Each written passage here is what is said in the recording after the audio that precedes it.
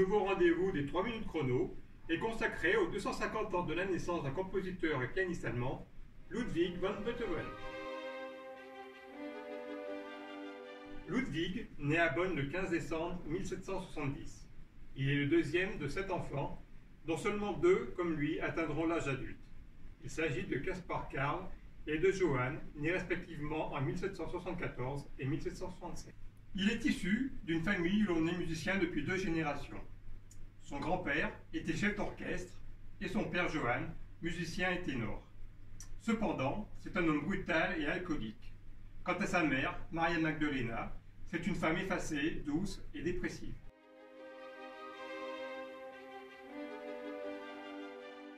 Très vite, Johann van Beethoven détecte le don musical de son fils, et c'est ainsi qu'à l'âge de 5 ans, il lui enseigne des cours de violon et piano. Conscient de son talent, il l'envoie bientôt étudier avec d'autres professeurs que lui. À l'âge de 12 ans, Ludwig compose ses premiers concertos et quatuors à cordes.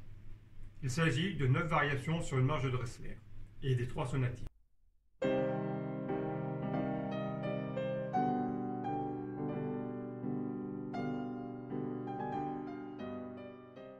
Il rencontre ensuite son premier véritable maître, Christian Gottlob Niefe, qui le considère comme un nouveau Mozart. En 1790, Beethoven a 20 ans lorsque meurt Joseph II, empereur d'Autriche. Il écrit sa première grande œuvre, la cantate funèbre sur la mort de Joseph II.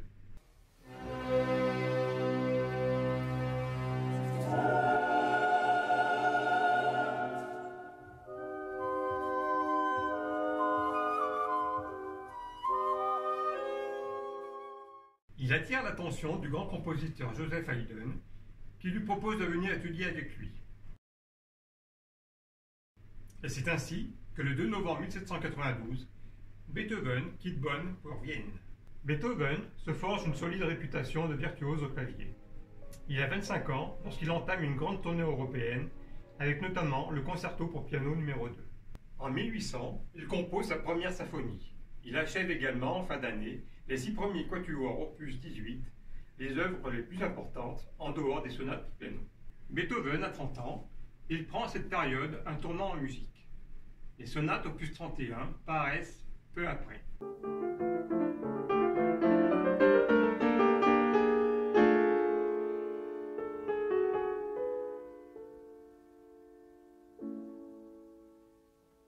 Elle marque une étape importante dans l'écriture de Beethoven.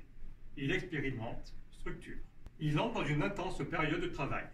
Il crée entre autres la 3e symphonie, la symphonie héroïque, la sonate Appassionata ou les quatuors opus 59 dédiés au comte Razumovsky.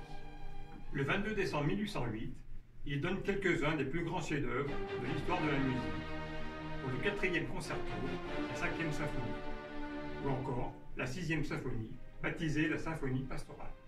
Après la création de la 9e symphonie, Beethoven porte encore de nombreux projets en lui. Ce sera la composition de ses dernières pièces pour quatuor à cordes. Les premiers troubles auditifs de Beethoven apparaissent en 1797. Mais c'est réellement à l'été 1801 qu'il prend conscience de sa surdité naissante. Il souffre d'acouphènes. Sa vie bascule. Il comprend qu'il ne pourra plus travailler comme virtuose itinérant, qu'il ne pourra plus diriger.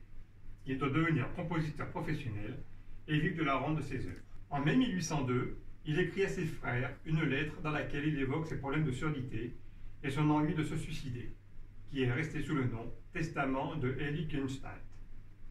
Elle ne sera jamais envoyée. Il devient totalement sourd en 1822. Il communique désormais avec son entourage par des cahiers appelés cahiers de conversation. Beethoven a un très grand pouvoir de séduction. Cependant, il est malheureux en amour. En effet, il s'éprend généralement de femmes qui sont issues d'un milieu social supérieur au sien ou sont déjà mariées. Pour ses amantes, il leur compose des œuvres. C'est ainsi que l'on peut citer la sonate pour piano numéro 2, dite sonate au clair de lune, dédiée à Giulietta Guicciardi, la bagatelle pour piano, plus connue sous le nom de Lettre à Élise, pour Thérèse Malfatti,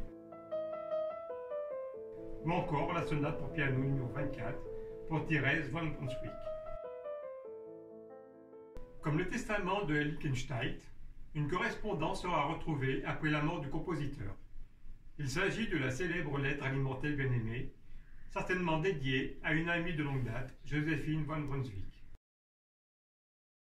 De ne pas avoir fondé une famille aura été un regret pour Beethoven.